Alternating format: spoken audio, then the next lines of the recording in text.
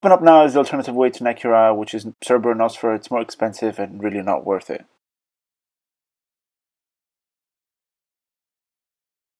Let's get this bad boy into the incubator, hatch him right away. He's supposed to be 25 days away, but I'm actually going to use some speed ups. I've got some saved up and hatch him right now.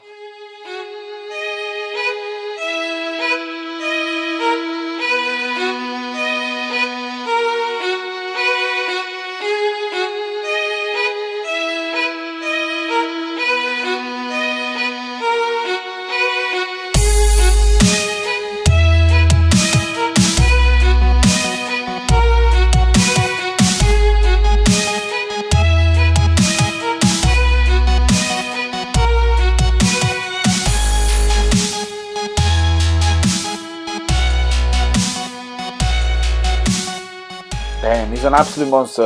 285k as you saw. That's his level 1 attack power. He's incredible. I'm actually going to apply him some runes. I've got some common wisdom for him.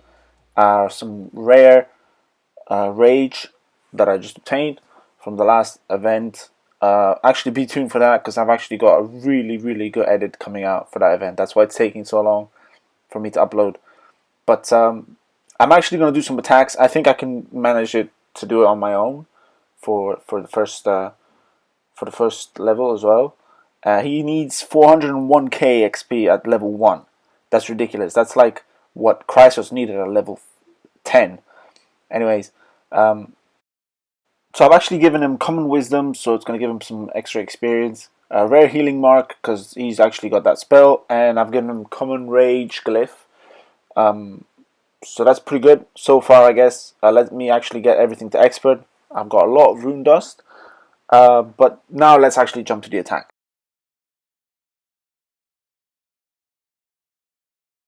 So let's actually get to know Necura a little bit more for you guys that don't actually know him. He's an epic platinum. We're actually going to go look at his stats right now. So I'm going to pop up some shit on the screen so that you guys can actually see it as well. And we're going to start off with his actual attack power, damage per second, HP, how much food and XP needed to level him up. So being an epic, he's actually going to be maxed out at level 20. He's going to start off at level 1 with 210,000 as you guys saw. No research, no runes. So that's pretty strong.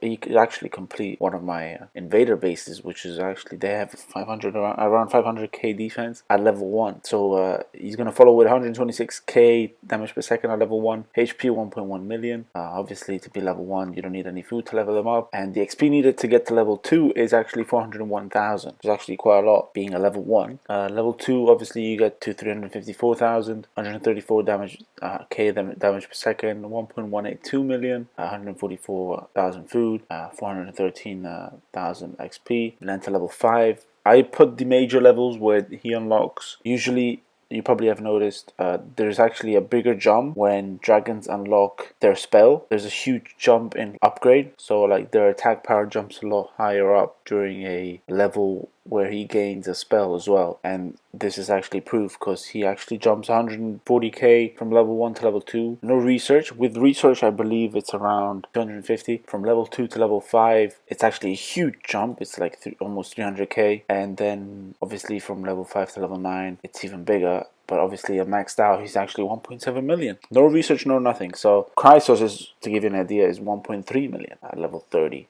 This guy level 20 demolishes Chrysos quite badly. So, but yeah, let's actually move on and talk about his spells. So I'm actually gonna pop up some stuff as well here, so you guys can see it. You guys are familiar. He actually unlocks at level 2 the healing mark spell, which is obviously a right type spell. Rage cost 1.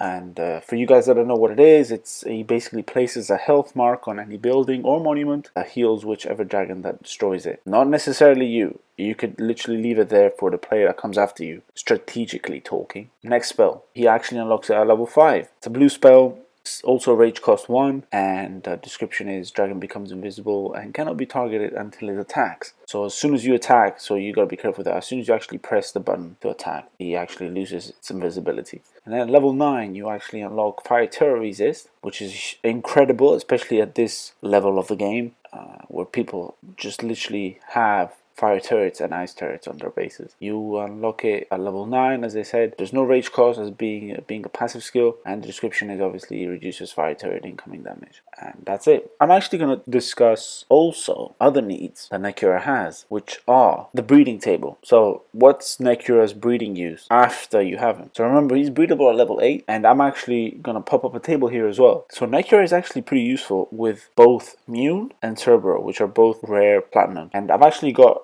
Cerbero in the incubator right now. Mune I've got to work on after. For the moment, I'm actually working on Cerbero, and I'll tell you why. So Necura and Mune, let's start off with the guy I don't need. Necura and Mune actually get 6 children, so to say. First child is Chrysos with a 51% chance, so that's a pretty high chance for a legendary gold. I believe Chrysos is actually probably the strongest in the gold tier. Child 2 is Nosfer, obviously they have to. Child 3 is actually Mune, obviously itself. Child 4 is Jagra. I believe he's an epic platinum, and he actually gets you to Rizar later on. But Child 5 is actually Necura, and as you can see, Child 6, which you probably spotted first, is actually Rizar, which is probably the best platinum legendary you can get. So yeah, with a 12% chance of getting him as well. But looking at Necura and Cerbero, which is what I need, you get Wilgnoa with the first child, you get 50% chance of getting him. So 1 and 2 tokens that you spend is actually going to be a Wilgnoa egg. So that's pretty useful because I still don't have him. Child 2 is actually Nosfer, obviously. Child 3 is going to be Cerbero, and Child 4 is actually Necura, and Child 5 is Vulcan, and Child 6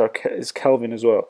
And these are 2 legendaries and 2 legendary sorcerers, which are incredibly strong, both with a 12% each chance of popping up. That's the end of Necura, guys. I hope I've covered it all for you.